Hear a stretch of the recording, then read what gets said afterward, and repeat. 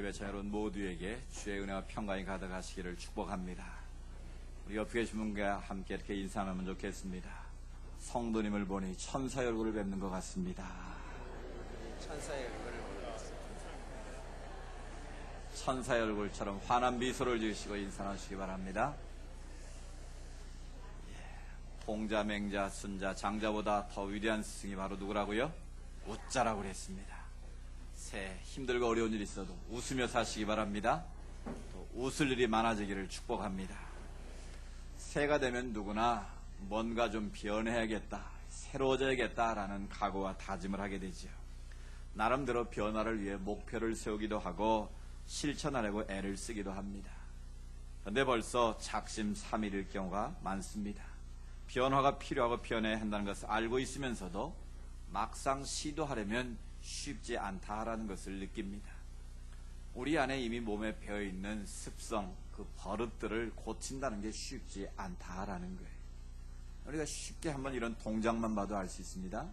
여러분 얼른 팔짱을 한번 껴보십시오. 어떻게 끼시는지. 별로 보기 안 좋으니까 내리시고 반대로 한번 껴보십시오.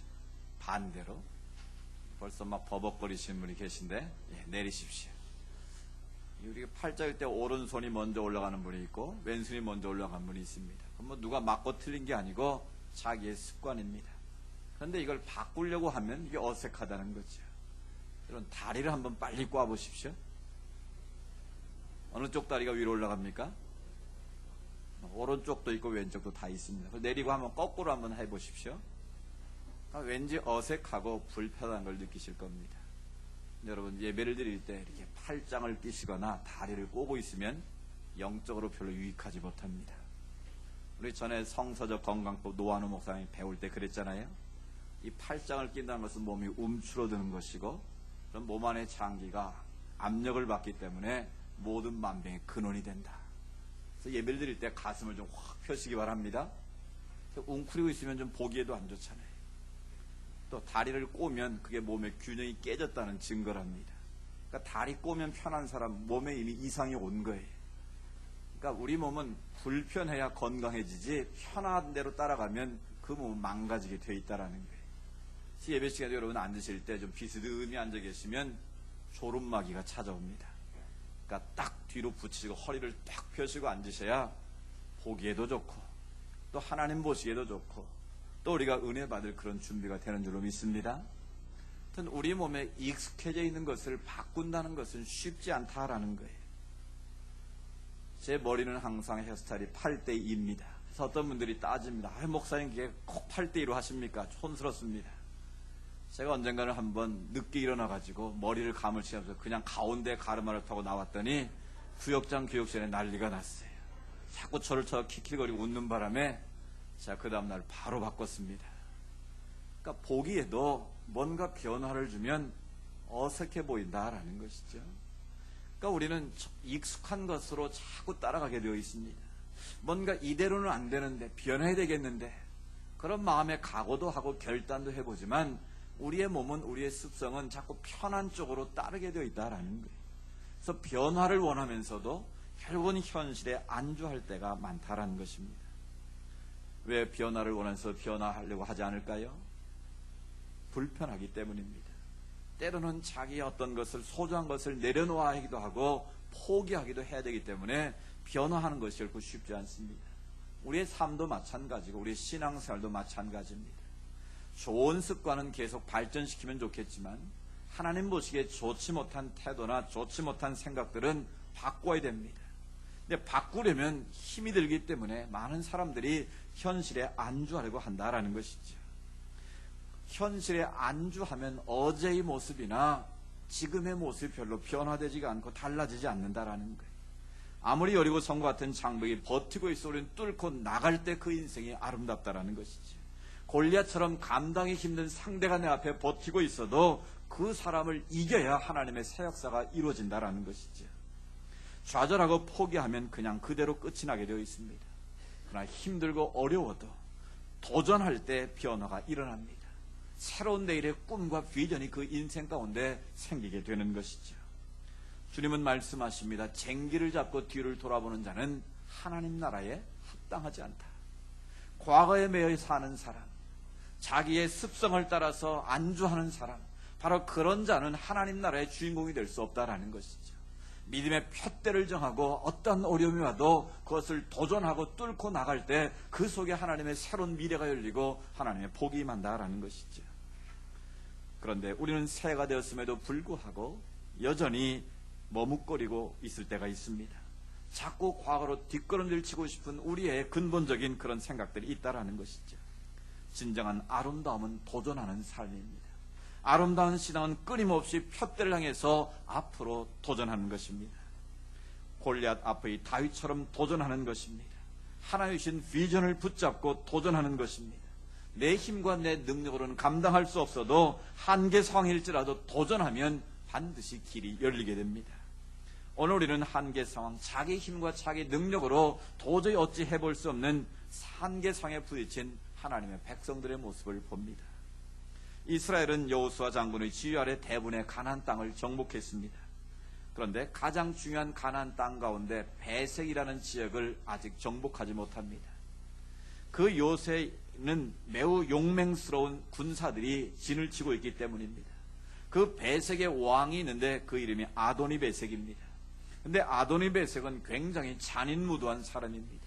그 가나안 지역에서 아주 잔인하기로 소문난 사람이에요. 어떤 사람인가? 한번 7절 말씀을 읽어보십시오. 아도니 베색이 어떤 사람인지 시작. 아도니 베색이 이르되 옛적에 70명의 왕들이 그들의 엄지손가락과 엄지발가락이 잘리고 내 상 아래에서 먹을 것을 줬더니 하나님이 내가 행한 대로 내게 갚으심이로다 하니라. 무리가 그를 끌고 예루살렘에 이르렀더니 그가 거기서 죽었더라. 아멘. 이 베색이라는 지역에 아도니 베색이라는 사람이 있었다라는 이 사람은 그 부족의 족속의 왕입니다. 통치자입니다. 그래서 아도니라는 말은 원래 주인이라는 뜻입니다. 우리 히브리인들, 유대인들은 하나님의 이름 여호와라는 이름을 함부로 부를 수가 없었습니다. 너무 거룩하신 이름이기 때문에 여호와 이렇게 이름을 못 불렀습니다. 그래서 히브리어로 아도나이란 다른 별명처럼 아도나이로 하나님의 이름을 불렀습니다. 그 아도니는 바로 아도나이에서 나온 표현인데요. 주, 또 왕이라는 뜻을 담고 있습니다. 그러니까 아도니 베색하면 베색의 주인, 왕 그런 뜻이겠죠. 근데 이 아도니 베색이라는 사람이 있었는데 어떤 사람이라고 설명합니까? 그 베색의 왕은 70명의 다른 왕들의 엄지손가락과 엄지발가락을 자른 사람이다 소개하고 있습니다. 이 엄지손가락은 뭘 상징합니까? 항상 최고, 권세, 통치를 상징하지 않습니까? 근데 이 엄지손가락과 엄지발가락을 잘랐다라는 것은 다른 나라의 통치자들을 다 전쟁을 해서 이겼다는 겁니다. 그래서 그들을 죽이고 자기가 그 지역을 다스렸다라는 것이죠. 그뿐만이 아닙니다.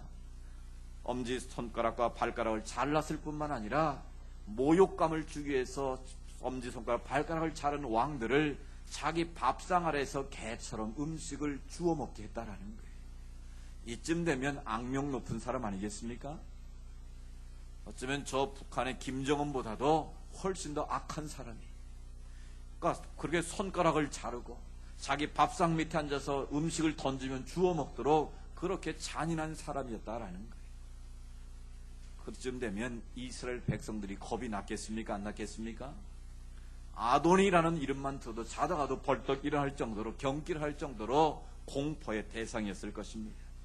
그래서 분명 하나님께서 가나안 땅을 내 손에 붙였다고 말씀하셨지만 감히 그 배색 지역을 차지할 엄두를 내지 못했다라는 거예요. 그래서 이스라엘 백성들에게는 풀지 못한 숙제처럼 늘 남아있는 곳이 바로 배색 지역입니다. 그런 숙제를 해야 되는데 숙제를 못하면 잠이 잘 옵니까? 안 옵니까? 공부를 잘한 친구들은 잠이 안 오면 공부 못한 사람은 천하태평가 잠을 잘 잡니다. 근데 이스라엘 백성들 역시 이게 숙제예요. 하나님이 차지하라고 명령을 했는데 아도니 베색이 버티고 있으니까 감히 엄두를 못 내고 숙제를 하지 못하고 낑낑거리는 것처럼 그런 상황에 지금 처해 있다라는 거예요. 그냥 놔둘 수도 없고 그렇다고 쳐들어갈 수 없는 난공불락과도 같은 곳이 바로 아도니 베색이 버티고 있는 베색의 가나안 지역이었다라는 거예요. 사랑하는 여러분, 우리가 새해를 맞이했는데요. 우리 앞에 가나안 땅에 살고 있는 아도니 베색처럼 또 베색 지역처럼 우리가 풀지 못한 숙제로 남겨지는 것들이 있을 것입니다. 그것이 내 몸의 건강일 수도 있고요, 자녀의 문제일 수도 있고요, 내 직장이나 사업의 문제일 수도 있습니다. 사람들과의 관계 속에서 있는 문제일 수도 있습니다. 중요한 것은 그 문제를 우리가 풀지 않고서는, 그 숙제를 해결하지 않고서는 앞으로 나갈 수가 없다라는 거예요. 여러분의 인생 가운데, 오늘 여러분의 삶 가운데 배색과 같은, 아도니 배색과 같은 우리 앞에 있는 장애물들, 어쩌면 내 힘과 내 능력으로 극복하기 어려운 이 장애물들 앞에서, 한계 상황 앞에서 우리는 어떤 태도를 취하고 있느냐라는 것입니다. 세 가지 태도를 볼 수 있습니다. 첫 번째 태도는요, 포기하는 모습입니다. 포기하는 사람들을 볼 수 있습니다. 여러분, 이것이 어쩌면 제일 간단하고 쉬운 방법입니다. 그래, 내가 어쩔 수 없지, 뭐 내가 이 상황에 더 이상 어떻게 하겠어, 자신을 합리화시키면서 주저앉는 것입니다. 오늘 본문 이스라엘 백성들의 모습이 역시 그렇습니다. 이들이 초창기에는 포기한 상태였습니다. 그럴 수밖에 없는 것이, 그 전쟁을 진두지휘했던 여호수아 장군이 죽었습니다. 그의 탁월한 리더십을 통해 하나님께서 그 땅을 차지하게 하셨는데 여호수아가 죽었다는 거예요. 가장 믿고 따랐던 장군이 죽었는데 문제는 그의 후계자가 없었다라는 거예요. 모세는 후계자로 여호수아를 양성했지만 여호수아는 그 뒤를 이을 리더를 세우지 못했다라는 것이죠. 그런데 가나안의 족속들은 철병거를 가지고 있습니다. 아도니베셋 같은 무자비한 왕이 그들 앞에 버티고 있었다라는 거예요. 이런 상황이라면 어떻게 하겠습니까? 그냥 차라리 포기하고 사는 것이 현명한 일일지도 모릅니다. 그래, 이것은 안 돼, 아무리 하나님이 약속하셨어도 우리 힘으로 안 되는 걸 어떻게 하겠어? 좌절하고 포기할 수 있는 그런 상황입니다. 그래서 12지파 가운데 누구도 나서지를 않습니다. 서로 눈치만 보고 있는 그런 형국입니다. 골리앗 앞에 있는 이스라엘 백성들의 모습과 흡사하죠. 골리앗은 사울왕과 이스라엘 군인 앞에서 마음껏 하나님을 저주하고 하나님의 군대를 모욕을 하고 조롱을 합니다. 그런데 아무도 나서지를 않는 거예요. 급기야 사울왕은 포상음까지 걸었지만 이스라엘 군인들은 완전 전의를 상실했습니다. 두려워 떠는 가운데 감히 누구도 도전하지 못하는 안타까움이죠. 사랑하는 여러분, 도전하지 않는 자는 아무것도 이룰 수 없습니다. 그렇다고 무모하게 도전을 하는 것은 아닙니다. 아무리 상황이 불가능해 보여도 대책을 세우고 방법을 찾아야 한다라는 것이죠. 우리 속담에 호랑이에 물려가도 무엇만 차리면요, 정신만 차리면 살아날 수 있다. 또 하늘이 무너져도 솟아날 구멍이 있다 말하지 않습니까? 아무리 한계 상황이라도, 아무리 불가능해 보이는 절망의 상황일지라도 그 안에도 방법이 있고 길이 있다라는 것입니다. 안 된다고 포기하면 그것으로 그만입니다. 그러나 도전하고 또 계속 길을 뚫으면 기회가 생기고 새로운 길이 열린다라는 것이죠. 길은 어떻게 생기는 것입니까? 아무리 숲풀이 무수한 길이라도 계속 사람이 다니면 길이 만들어지는 거예요. 아직 우리가 가지 않은 길이지만, 가지 않은 새해지만, 우리 앞에 어떤 아도니 베셋 같은 존재가 있든 아니면 베셋과 같은 그런 지역이라 할지라도 우리가 믿음으로 계속 그 길을 가면 그곳에 하나님의 길이 열릴 줄로 믿습니다. 시련이 있어도 실패는 없다 라는 정정씨의 자서전이 있습니다. 이미 작고하셨지만 그분은 항상 도전하는 인생을 살았던 분입니다. 그의 인생 철학을 빼놓지 않고 거론한 것 중에 하나가 바로 청개구리 철학과 빈대 철학입니다. 그분은 무모한 듯 보이는 불굴의 정신으로 현대의 신화를 이룬 분입니다. 그분은 10살 때 청운의 꿈을 품고 가출을 시도했습니다. 이 강원도 산골에서 내가 살아봐야 속골이나 베고 이대로 살다 내 인생 끝나겠구나. 그래서 꿈을 품고 내가 가출해서 뭔가 서울에 큰 일을 해봐야지. 근데 첫 번째 가다 붙잡혀서 뒤지게 맞았습니다. 그래도 내가 포기할 수 없이 두 번째 시도에 또 붙잡혔습니다. 세 번째까지 시도했는데 또 붙잡혔습니다. 그래서 이제 산에 앉아서 눈물을 글썽거리며 있는데 갑자기 청개구리 그 교과에서 나온 교훈이 생각이 나더라는 거예요. 청개구리가 어느 날 보니까 여기서 여기를 뛰어넘는데 폴짝 뜨니까 땅으로 뚝 떨어지더라는 거예요. 한 번, 두 번 하면 끝날 줄 알았는데 계속 뛰더라는 거예요. 마침내 30번째 건너가더라는 거예요. 그래서 그걸 생각하고, 그래, 청개구리도 안 되면 계속 반복하고 30번까지라도 뛰면 되는데 내가 왜 가출을 하면 안 되겠어? 계속 하자. 그래서 4번째 시도에서 성공했다는 거예요. 물론 가출하는 게 좋은 건 아니지만 그 삶 가운데 그런 도전 정신이 있었다라는 거예요. 그 다음에 빈대 철학이 있는데요. 이제 서울로 상경을 해서 일을 하는데 뭐 어렵지 않습니까? 그래서 인천 그 부두에서 하역 일을 하는데 돈 한 푼이라도 아끼려고 그 노동자들이 사는 합숙소에 살았다는 거예요. 근데 전에는 빈대가 많지 않았습니까? 잠을 자려고 하면 빈대가 물어가지고 긁느라고 잠을 잘 수 없더라는 거예요. 그래서 날 어떻게 하면 이 빈대를 퇴치하고 내가 편안히 잠을 잘 수 있을까 생각하다가 아이디어가 떠올랐다고 합니다. 식탁을 침대로 쓰자. 식탁 내 다리에다가 바가지 같은 물을 담아서 물에다가 식탁을 올려놓고 그 위에서 자면 빈대가 물을 건너와서 나를 물지는 못하겠지. 이렇게 생각을 하고 이제 마음 편하게 먹고 잠을 자는데 또 뭐가 툭 떨어지면서 보니까 빈대가 자기를 물고 있더라는 거예요. 그래서 이게 어떻게 와서 나를 물었나 불을 껴보니까 물을 건너오지 못하니까 이게 벽을 타고 올라와서 자기 위에 가더니 뚝 떨어지더라는 거예요. 그래서 그분이 깨달았다는 거예요. 야, 미물인 빈대도 자기 뜻을 이루기 위해서 저렇게 방법을 찾고 노력을 하는데 내가 인간으로 태어나서 내가 이쯤 어렵다고 내가 포기하면 되겠는가. 그래서 그분이 그런 불굴의 도전 정신을 가지고 계속 도전하는 인생을 살았다라는 거예요. 그래서 그가 현대 조선소를 세우게 될 때 단돈 500원짜리 지폐 한 장을 가지고 영국의 바클레이 은행장을 찾아갔다는 거 아닙니까? 그래서 무슨 계획이 있습니까? 물었더니 그 모래가 쌓이는 해변 그 사진 한 장하고 500원짜리 동전 그 지폐를 내놓고 우리 조상들은 벌써 수백 년 전에 이런 거북선을 만들어서 일본 사람들을 물리친 민족입니다. 당신들에게 돈만 좀 차관을 지고 하면 우리가 멋진 배를 만들어서 뭔가를 보여주겠습니다. 얼마나 어이없었겠습니까? 그런데 그 도전 정신을 보고 바클레이 은행에서 차관을 빌려줬다라는 거예요. 그래서 오늘날에 그 조선소가 세워지고 또 현대그룹의 신화를 만들 수 있었다라는 것입니다. 사랑하는 여러분, 실패를 두려워하지 마십시오. 성도님들 가운데 안 되는 말만 하는 분이 있습니다. 안 되는 이유만을 열심히 묵상하시는 분들이 있습니다. 여러분, 그런 분들은 아무것도 이룰 수 없습니다. 언뜻 보면 신중한 것처럼 보이지만 그 사람은 비관주의자입니다. 이런 사람 평생 안 되는 이유만 찾다가 아무것도 이루지 못하는 삶을 살게 되는 것이죠. 여러분, 안 된다고 말하지 마십시오. 나는 이제 틀렸다고 포기하지 마십시오. 도전하는 자에게 길은 반드시 열릴 줄로 믿습니다. 그래서 윈스턴 처칠이라는 유명한 연설이 있지 않습니까? Don't give up, don't give up, don't give up. Never, never, never. 이게 연설입니다. 여러분, 포기하지 마십시오. 포기하지 마십시오. 절대로 포기하지 말라고 영국에 있는 젊이들을 설득했다는 것입니다. 그렇습니다. 우리 인생에서 포기는 언제만 쓰자고요? 배추 포기를 셀 때만 우리는 쓰지, 내 인생의 사전에 포기라는 단어를 지우시기를 축복합니다. 포기하는 인생은 아무것도 이룰 수 없습니다. 기회는 도전한 자에게 찾아오게 되어 있습니다. 아무리 환경이 어려워도 하나님은 그 환경보다 더 크고 위대하시다는 것을 믿으시기 바랍니다. 믿음의 주 온전케 하시는 주님 바라보고 끊임없이 펴뜨려서 도전하게 될 때 그 인생의 새로운 길이 활짝 열리게 될 줄로 믿습니다.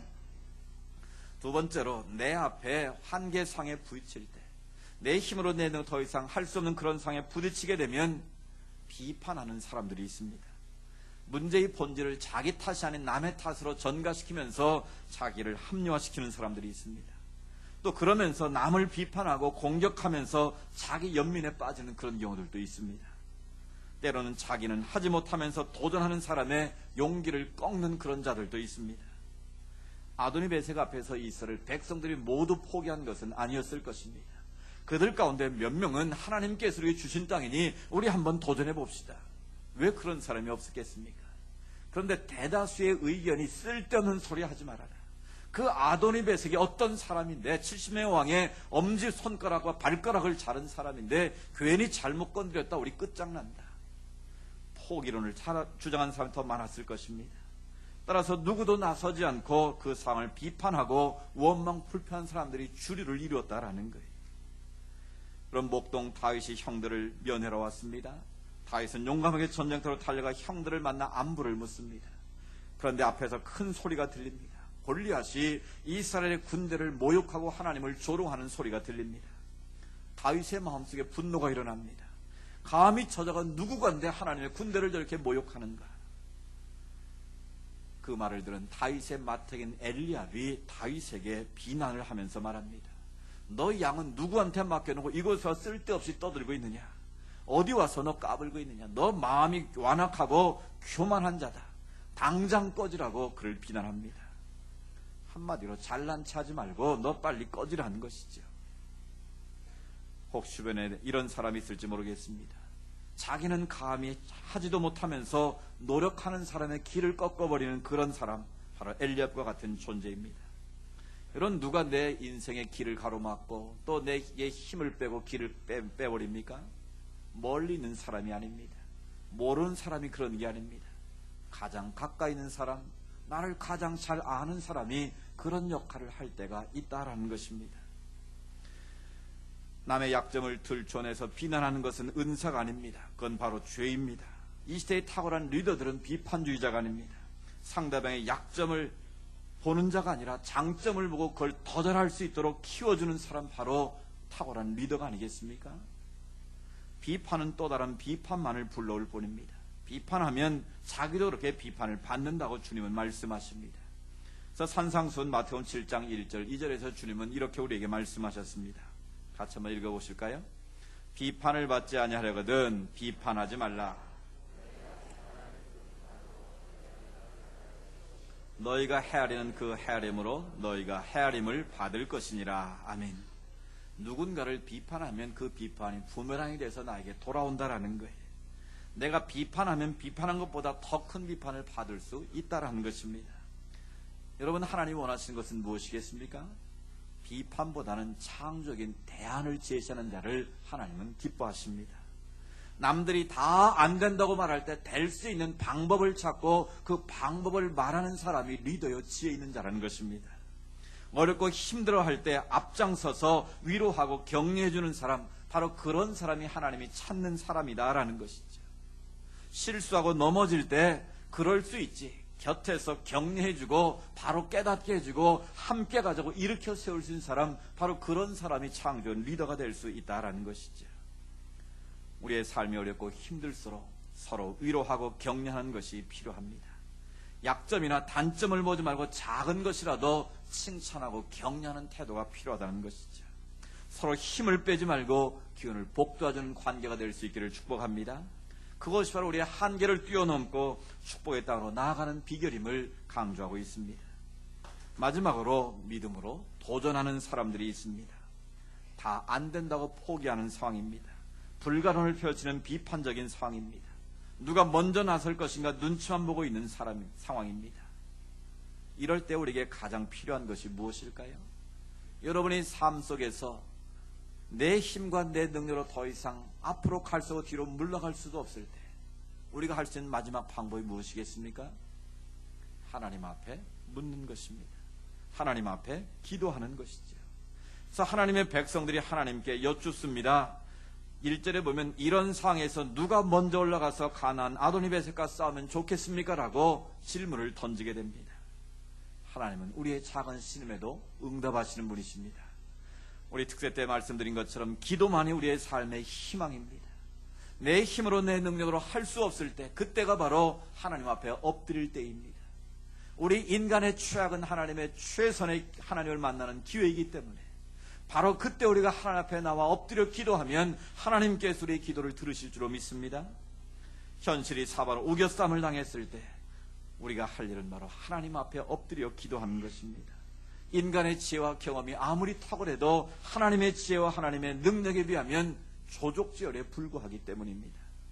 하나님께 엎드릴 때 실마리가 보이고 답이 보이기 시작합니다. 그들이 하나님 앞에 엎드려 기도할 때 2절에 말씀합니다. 유다가 올라가라. 내가 이 땅을 그의 손에 넘겨주었노라. 12지파 가운데 야곱의 넷째 아들인 유다를 하나님께서 지명하셨습니다. 유다는 어떤 사람입니까? 특별히 야곱이 12아들을 마지막에 장세히 40년 축복을 하는데 유다는 특별한 축복을 받은 아들입니다. 유다는 형제의 찬송이 될지라. 야곱의 아들들은 그를 경배하게 될 것이다 라고 축복하십니다. 그리고 그는 원수의 목을 잡고 야곱의 아들들이 그에게 절을 할 뿐만 아니라 웅크린 사자처럼 그를 당할 자가 없을 것이다. 사자 같은 인생을 살 것을 말합니다. 그리고 그 유다로부터 하나님을 다스릴 메시아가 이 땅에 오실 것을 말씀하셨습니다. 엄청난 축복을 한 거죠. 그 하나님의 축복대로 유다는 한계 상황에서 하나님의 새로운 역사를 이루어가는 믿음의 주인공으로 부름을 받았다라는 사실입니다. 다 안 된다고 말할 때 하나님의 부름받은 사람, 하나님 앞에 택함받은 사람, 복 있는 자인 줄로 믿습니다. 다 기피하고 물러날 때 하나님, 제가 하겠습니다. 제가 한번 도전해 보겠습니다.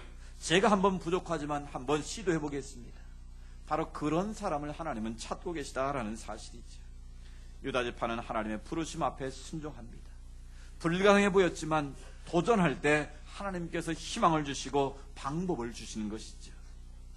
바로 내가 이 땅을 너희 손에 넘겨주겠다. 유다 지파가 만용으로 하겠다고 덤빈 것이 아닙니다. 기도할 때 하나님의 약속이 주어진 것입니다. 내가 반드시 그 땅을 너에게 주겠다.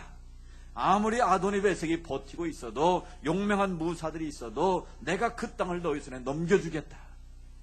하나님의 약속을 붙잡아야 됩니다. 기도할 때 하나님의 약속을 깨닫게 그 약속을 붙잡으면 하나님의 승리가 온다라는 것이죠. 이런 사람 따라가면 망합니다. 사람의 약속을 붙잡고 하면 배신을 당하기도 하고 어려움에 처하기도 합니다. 그러나 하나님의 약속을 붙잡고 가면 그 인생은 승리할 줄로 믿습니다. 그 과정은 힘들고 어려울 수 있습니다. 때로는 어리석어 보일 수도 있습니다. 그러나 하나님의 약속을 따라가면 반드시 축복의 길이 열릴 줄로 믿습니다. 아도니베섹과의 싸움은 유다 지파 혼자만으로 할 수 있는 싸움이 아니었습니다. 그래서 유다 지파가 시몬 지파에게 제안을 합니다.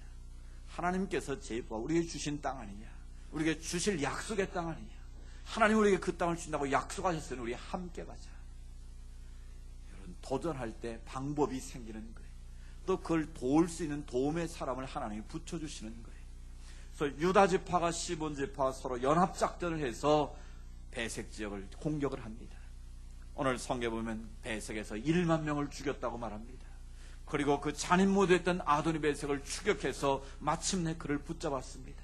그를 포로 잡아서 보란듯이 그의 엄지손가락과 엄지발가락을 잘랐습니다. 왜요? 하나님께서 극악무도한 너의 삶을 심판하신다는 걸 보여주기 위해서였습니다.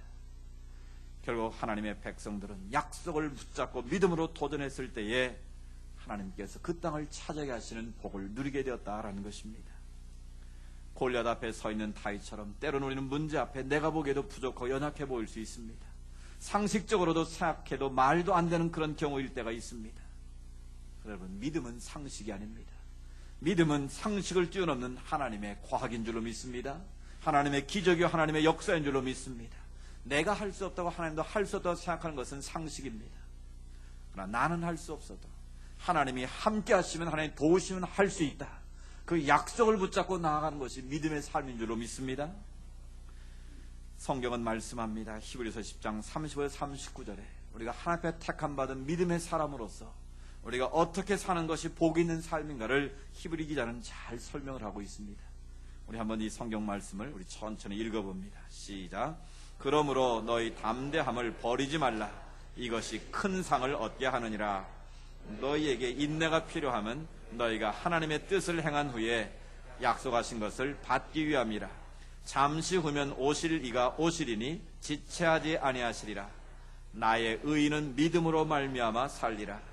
또한 뒤로 물러가면 내 마음이 그를 기뻐하지 아니하리라 하셨느니라. 우리는 뒤로 물러가는 멸망할 자가 아니요 오직 영혼을 구원함에 이르는 믿음을 가진 자니라. 아멘. 여러분, 히브리서 10장 3절 39절 말씀을 늘 마음에 새겼으면 좋겠습니다. 우리는 뒤로 물러가 멸망할 자가 아니라고 말씀하십니다. 오직 영혼의 구원을 받은 믿음의 사람입니다. 하나님의 부름받은 의인들은 오직 뭘로 산다고요? 믿음으로 삽니다. 하나님의 약속을 바라보며 인내합니다. 하나님의 주실 상을 바라보고 담대하게 전진합니다. 하나님은 누구를 기뻐하지 않습니까? 뒤로 물러서는 자를 기뻐하지 않는다고 말씀하십니다. 왜냐하면 뒤로 물러가는 길은 망하는 길이기 때문입니다. 오직 믿음으로 하나님의 약속을 붙잡고 담대하게 전진하고 도전할 뿐입니다. 이것이 바로 믿음의 태도요, 하나님 상을 받는 비결임을 우리에게 강조하십니다. 사랑하는 여러분, 어느 노새 한 마리가 두 개의 건초더미 사이에서 굶어 죽었답니다. 왜 산더미처럼 먹이가 양쪽에 쌓였는데 이 노새가 굶어 죽었을까요? 이유는 간단합니다. 이쪽에 있는 건초를 먹을까 저쪽에 있는 건초를 먹을까 망설이고 주저하다가 결국 굶어 죽었다는 것입니다. 마찬가지입니다. 우리가 새해를 맞이해서 새로운 마음과 각오를 가지고 출발하기를 원하지만 앞으로 나가지 못하고 현실에 안주하면서 이거 먹을까 저거 먹을까 굶어 죽었던 노새처럼 우리가 현실의 삶에 안주하고 있다면 그 인생은, 그 신앙은 결코 변하지 않는다는 것입니다. 믿음으로 다시 일어나서 새롭게 도전하는 자에게만 하나님의 축복이 임한다는 것을 말씀하고 있습니다. 오늘 아침 하나님 주신 말씀의 결론이 무엇이겠습니까?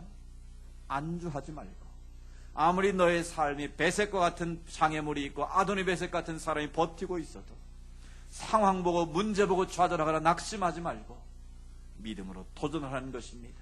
원망 불평하지 말고 남 비판한 일에 앞장서지 말고 하나님 앞에서 내주신 믿음의 비전을 품고 다시 일어나서 도전하라는 것입니다. 하나님의 약속을 붙잡고 믿음으로 도전할 때 하나님께서 유다 지파에게 시몬 지파를 붙이신 것처럼 여러분이 함께 갈 수 있는 동역자를 붙이실 것입니다. 여러분을 도울 사람을 하나님께서 예비하실 것입니다. 내 생각이나 내 뜻을 따라가는 것이 아니라 엎드려 기도하며 하나님의 약속의 말씀을 붙잡고 오직 믿음으로 도전할 때 여러분 앞길에 하나님의 새로운 역사가 펼칠 줄로 믿습니다. 올 2014년 새해 하나님께서 예비하신 놀라운 축복의 땅이 여러분들에게 주어져 있는 줄로 믿습니다. 새 소망을 품고 우리도 한계상에 도전함으로 하나님의 역사를 이뤄가는 믿음의 주인공들이 될 수 있기를 주의 이름으로 축복합니다. 같이 기도하기를 원합니다. 하나님, 올 한 해 동안 내가 해결해야 될 숙제가 있습니다. 내 앞에 있는 배색 땅이 있습니다. 아도니 배색과 같은 존재가 있습니다. 그러나 그것을 넘어서지 않고서 우리가 하나님의 뜻을 이룰 수도 없고 또 하나님의 영광을 나타낼 수도 없습니다. 여러분 앞에 있는 아도니 배색 같은 존재가 무엇입니까? 그 땅은 어디입니까? 한계 상황 속에서 우리 좌절한 낙심하고 있지는 않습니까?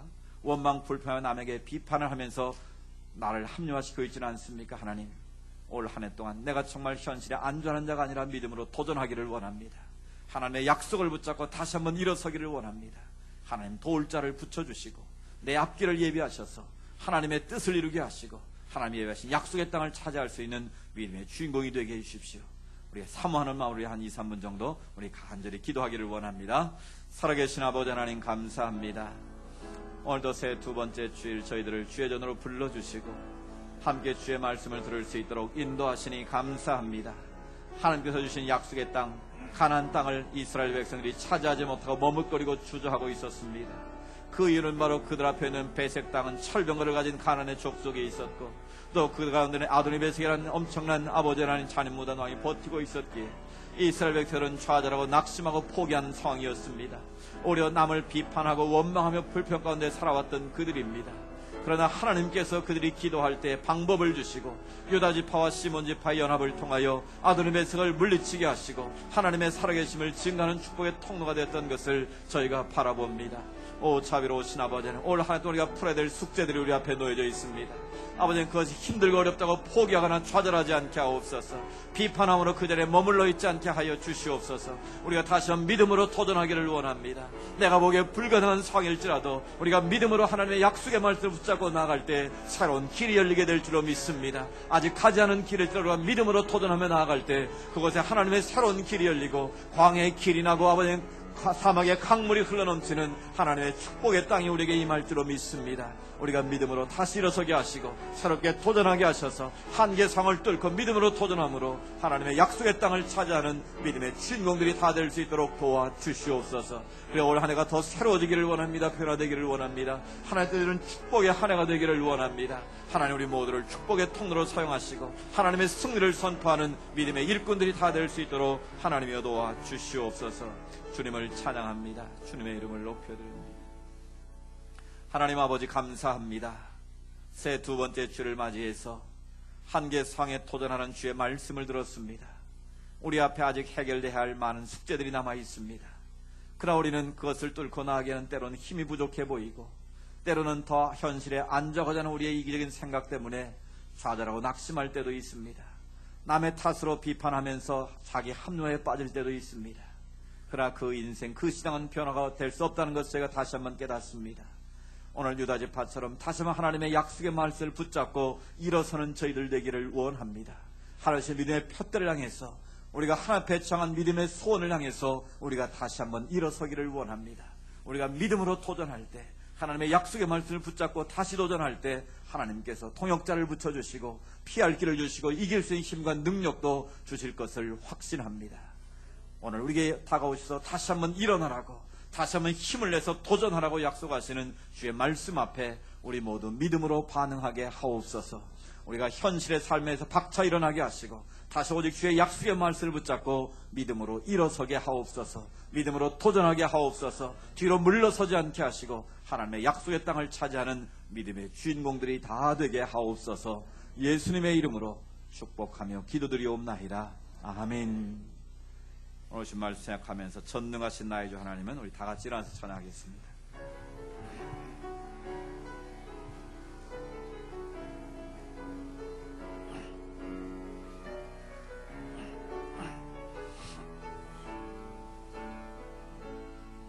전능하신 나의 주 하나님은 능치 못하실 일 전혀 없네. 우리의 모든 강구도, 우리의 모든 생각도, 우리의 모든 꿈과 모든 소망도 신실하신 나의 주 하나님은, 신실하신 나의 주 하나님은 우리의 모든 괴로움 바꿀 수 있네. 불가능한 일 행하시고, 불가능한 일 행하시고 죽은 자를 일으키시니 그가 이길 자 아무도 없네. 주의 말씀을 의지하여 깊은 곳에 금을 던져 오늘 그가 놀라운 일을 이루시는 것 보라. 주의 말씀 의지하여 믿음으로 금을 던져 믿는 자에게 능치 못함 없네. 주의 말씀 의지하여, 주의 말씀 의지하여 믿음으로 금을 던져 오늘 그가 놀라운 일을 이루시는 것 보라. 주의 말씀 의지하여 믿음으로 금을 던져 믿는 자에게 능치 못함 믿는 자에게 능치 못하옵습니다.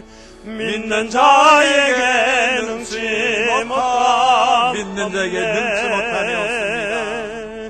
믿는 자에게 능치 못함 없네.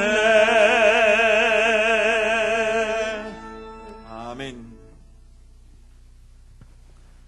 날마다 우리에게 힘을 주시고 능력을 주시는 예수 그리스도의 은혜와 하나님 아버지의 놀라우신 사랑하심과 성령님의 인도하시고 위로하시고 교제하심의 역사가 새로운 소망과 비전을 품고 다시 한번 일어나 힘있게 도전하며 결단하며 세상을 향해 나아가는 주의 백성들 머리머리 위에, 하나님께 올려드리는 믿음의 소원들 위에, 이 나라와 이 민족 위에 이제로부터 영원토록 함께 하시기를 간절히 축원하옵나이다.